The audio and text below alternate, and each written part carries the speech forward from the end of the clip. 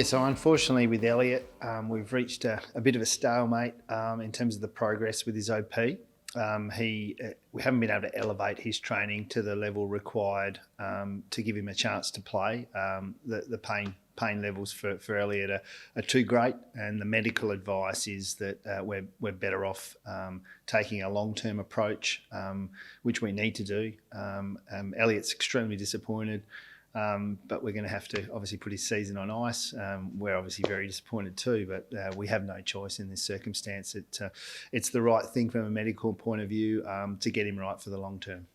Good news with Jeremy. He's tracking probably ahead of where we thought he might be at this point. He's been doing a fair bit of track work with our rehab guys.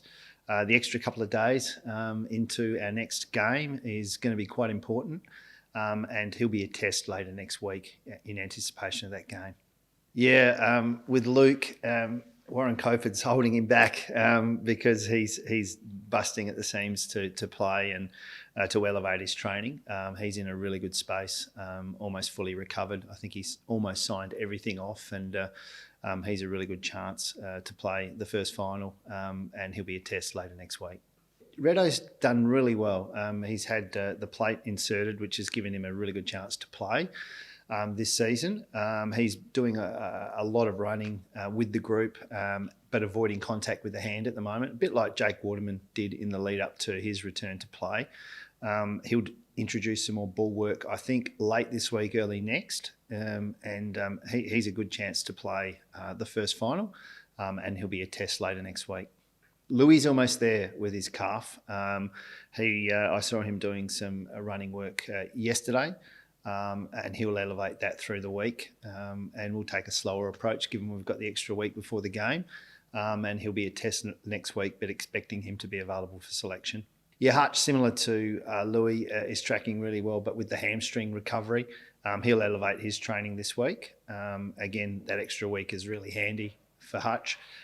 He'll be a test later next week, but expect him to be available. Jermaine's in a really good space. It's amazing how time's flown since the surgery.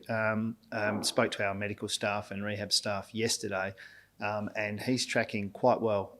He'll probably be more likely to be available for selection after the first final if we're lucky enough to proceed, rather than going into it. But he still wants to keep that chance alive, and we'll see how he progresses next week. Vard's, his thigh has come along really well. He's almost at full flexion. He's joined into main training and has elevated a lot of his aerobic work to a really good level. So expect him to state his case really strongly as we approach the final. Jamie, with a little family now, with a little son, Reef, lives going very well.